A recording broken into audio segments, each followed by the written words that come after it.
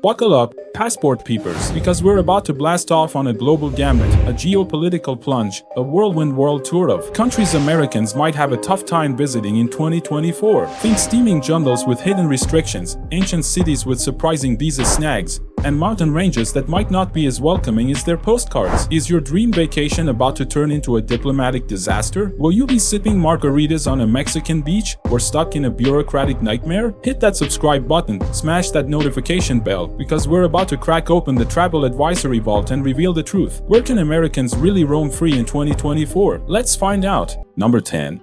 Venezuela. Rounding out our list is Venezuela, a South American nation famed for its striking natural beauty ranging from the Andes Mountains to the Caribbean coastline. Venezuela has unfortunately been in the throes of a political and economic crisis for the past several years, grappling with economic collapse and political instability. With the ongoing crisis, the U.S. Department of State advises against all travel to Venezuela due to crime, civil unrest, poor health infrastructure, kidnapping, and arbitrary arrest and detention of U.S. citizens. As an American citizen, you will need a visa to enter Venezuela. But getting hold of one can be a complex process due to the absence of a Venezuelan embassy or consulates in the U.S., following the breakdown of diplomatic relations between the two countries in 2019. Visa applications must be made through a Venezuelan embassy in a third country and require a valid passport, completed application form, passport-sized photos, proof of travel itinerary, proof of accommodation, and the appropriate fee. While Venezuela boasts attractions like Angel Falls, the world's highest waterfall, and Los Roques Archipelago, a national park known for its pristine beaches and coral reefs, the current political and economic instability make it a dangerous destination for travelers. Number 9. Libya. Like Syria, Libya is another country where ongoing conflict makes it a no-go zone for American tourists. The U.S. Department of State strongly warns against all travel to Libya due to crime, terrorism, kidnapping, and armed conflict. The 2011 Libyan civil war and the murder of the U.S. ambassador during the Benghazi attack have greatly strained Libya-U.S. relations. Obtaining a tourist visa for Libya as an American citizen can be a complex process. Tourist visas are being issued at present due to the ongoing political instability. But, as of 2024, you can still travel to Libya on a business visa. In normal circumstances, a business visa application would require a valid passport, completed application forms, the application fee, passport-sized photos, and an official letter of invitation from a Libyan-based company. If you choose to travel to Libya despite the risks, it's strongly advised to register your travel plans with the U.S. Embassy through the Smart Traveler Enrollment Program. Step number 8.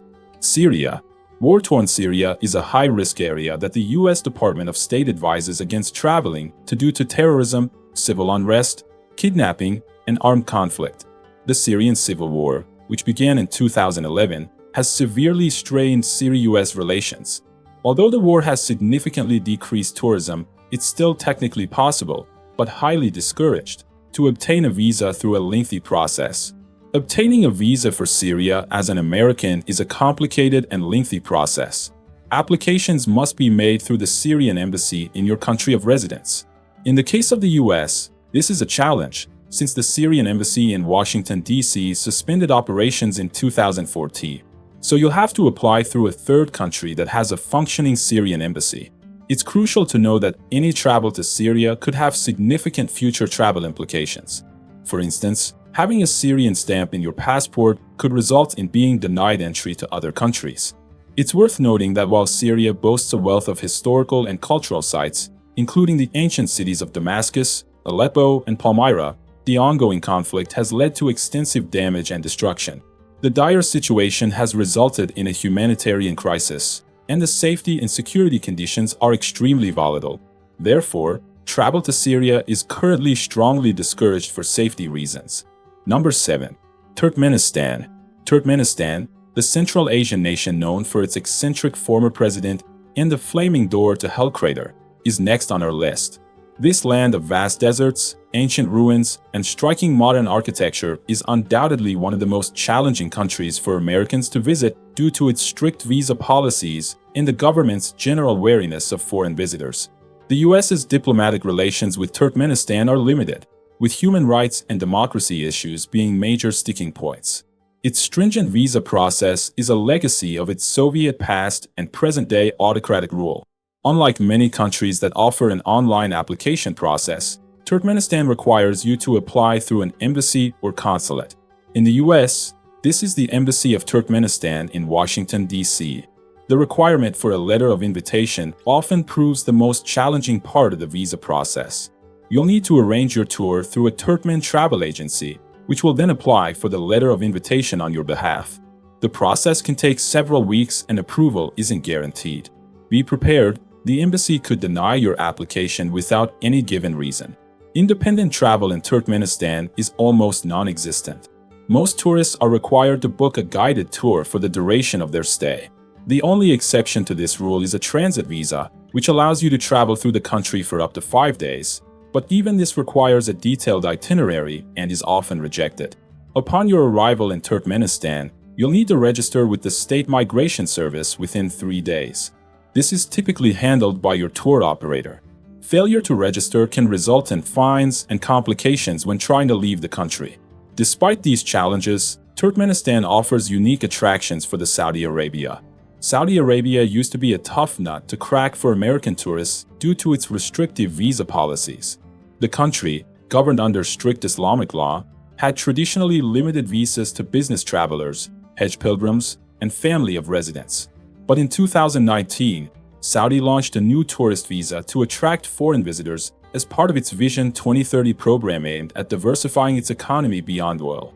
In a significant break from its past restrictive policies, Saudi Arabia now allows Americans to apply for a tourist visa online. The application process for the e-visa is relatively straightforward and quick. Applicants need to fill out an online form, submit a passport-sized photo, and pay a fee. The visa, valid for 1 year, permits multiple entries with each stay up to 90 days. Despite this, women travelers still face restrictions. Women under the age of 25 must be accompanied by a family member during their visit. But women over 25 can travel to Saudi Arabia alone. While the government has eased the previously strict dress code, women are still expected to dress modestly. Saudi Arabia is home to 5 UNESCO World Heritage Sites, ranging from the historic city of Diriyah to the rock art of the Hale region. While exploring, remember that some sites may be off-limits to non-Muslims, and always follow local guidance on respectful behavior. Number 5. Eritrea.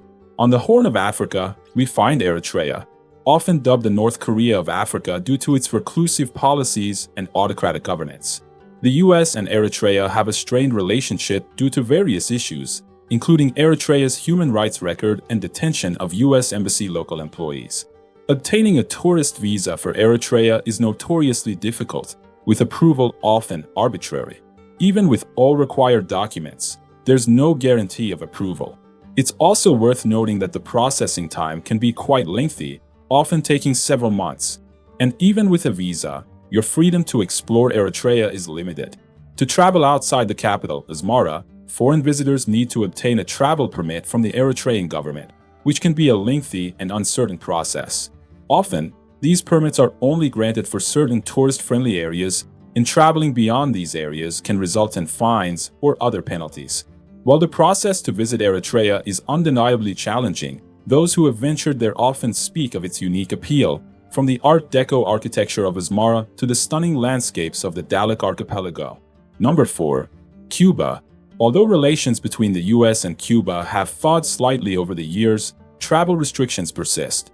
A relic of the Cold War, the US embargo against Cuba, known as El Bloqueo locally, prevents American tourists from visiting purely for tourism. But Americans still can visit under one of the 12 authorized categories. These include family visits, journalistic activity, professional research, religious activities, public performances or competitions, and the most commonly used, support for the Cuban people. This last category requires that travelers maintain a full-time schedule of activities that support Cubans and promote Cuban civil society. Activities can include staying at a casa particular, private residence, eating at paletas, private restaurants, shopping at private markets, or engaging in discussions with locals about their lives and society. Once you have determined your travel category, you'll need to obtain a Cuban tourist card or visa. Most travelers can get the tourist card through their airline when they book a flight to Cuba. The card is pink for those flying directly from the US and green for those flying from other countries. Some airlines include the cost of the card and the ticket price, while others require a separate fee. Number 3. Bhutan. Moving on to the serene Himalayan kingdom of Bhutan, the difficulty in traveling here is not politically motivated but rather a consequence of their unique tourism policy. To protect their environment and culture, Bhutan only permits a limited number of tourists each year, with Americans required to pay a daily fee of $200 to $250. This policy, called high value, low impact, is an innovative effort to promote sustainable tourism. This fee might seem steep at first glance, but it's important to understand what's included.